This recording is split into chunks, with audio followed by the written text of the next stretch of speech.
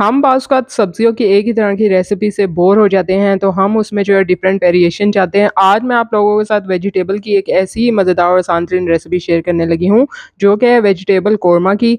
तो जी हाँ, चिकन और गोश्त का कोरमा तो आपने ट्राई किया ही होगा। आज आप वेजिटेबल कोरमा की रेसिपी भी ट्राई करें।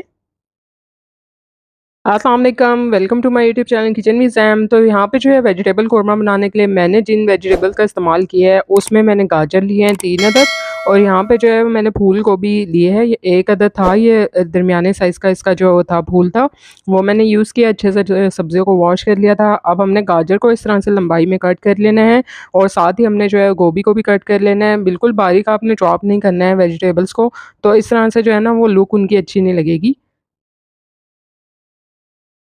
इसके अलावा साथ ही मैंने इसमें मटर भी इस्तेमाल किए थे और बंद गोभी का फूल था, उसको जो है वो हाफ़ इसका पार्ट लिया था, वो भी मैंने जो है बारीक काट लिया था। तो यहाँ पे मैं बेसिकली 4 वेजिटेबल्स का इस्तेमाल कर रही हूँ। आप लोग चाहें तो इसमें जो कुछ और ऐड करना चाहे कर सकते हैं, जैसे फ्रांस बीन होती है, तो आप जो है वो उसको भी यूज़ कर सकते हैं इसमें।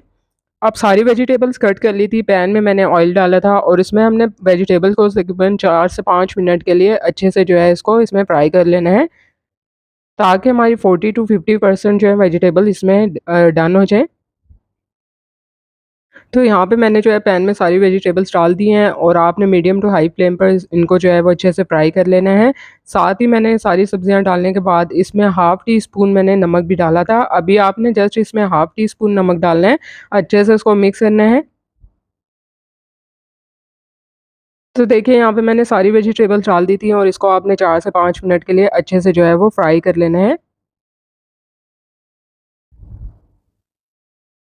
नमक भी मैंने इसमें साथ ऐड कर दिया है और आपने फ्लेम जो है वो मीडियम टू हाई रखने हैं। तो यहाँ पे वेजिटेबल जो है वो अच्छे से फ्राई हो गई थी, इनको मैंने पैन में से निकाल लिया था, उसी पैन में मैंने मज़ीद ऑयल शामिल किया था और 3 अदद मैंने दरमियाने साइज़ के प्याज लिए थे, उसको बारीक स्लाइस में आपने कटिंग करना है।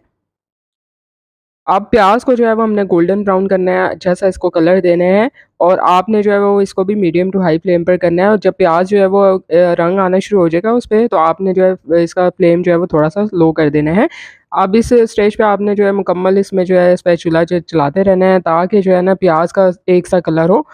अब यहाँ पे मैंने जो है 12 से 15 के करीब बादाम लिए थे, जिनका छिलका जो है मैंने इनको भिगो के जो है उतार लिया था। अगर आप जो है बादाम नहीं यूज़ करना चाहते, काजू यूज़ कर सकते हैं, उससे भी अच्छी सी ग्रेवी बनती है।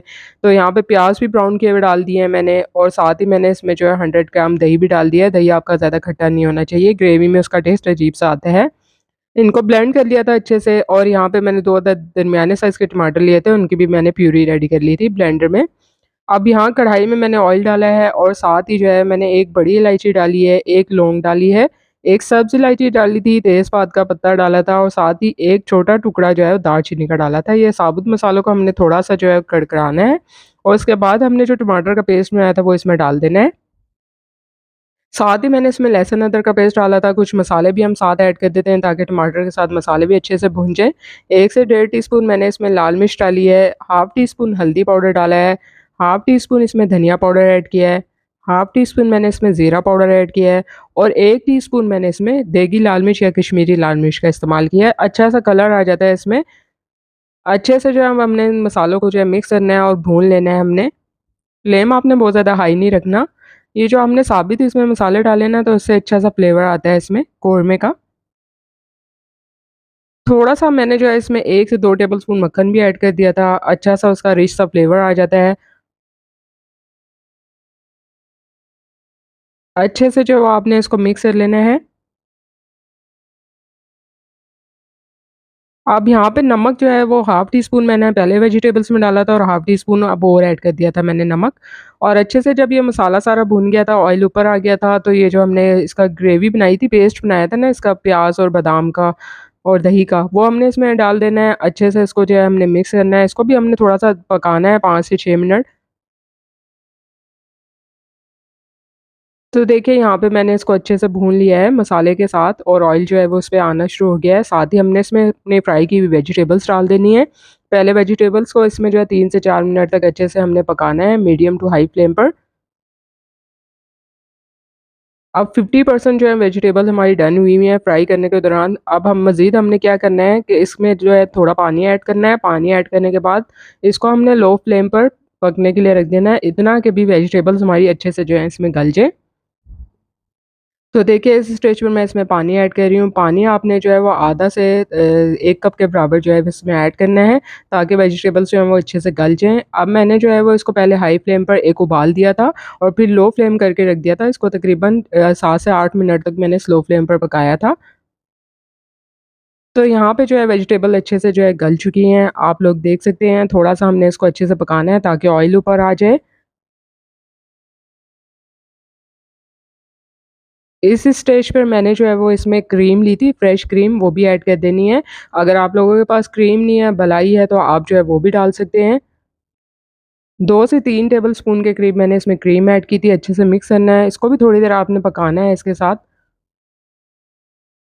और थोड़ा-सा जो है मैंने गरम मसाला पाउडर था, 1 से 2 चुटकी, वो इसके ऊपर से स्प्रिंकल कर दिया था।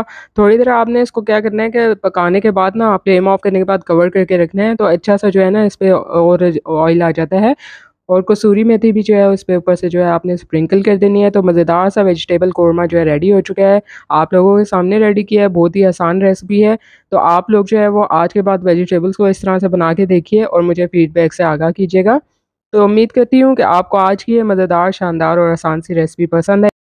तो इस मज़ेदार और आसान तरीन वेजिटेबल कोरमा की रेसिपी को बनाइए और अपने घर वालों के साथ एंजॉय कीजिए। आप लोगों के साथ जो है वो आसान और मज़ेदार तरीन रेसिपीज़ जो है वो इस तरह से शेयर करती रहूँगी। काइंडली लाइक, शेयर और सब्सक्राइब करना मत भूलिएगा। जल्दी मिलूँगी नई मज़ेदार और आसान तरीन रेसिपी के साथ। तब तक के लिए इजाज़त दीजिए। अल्लाह हाफ़िज़।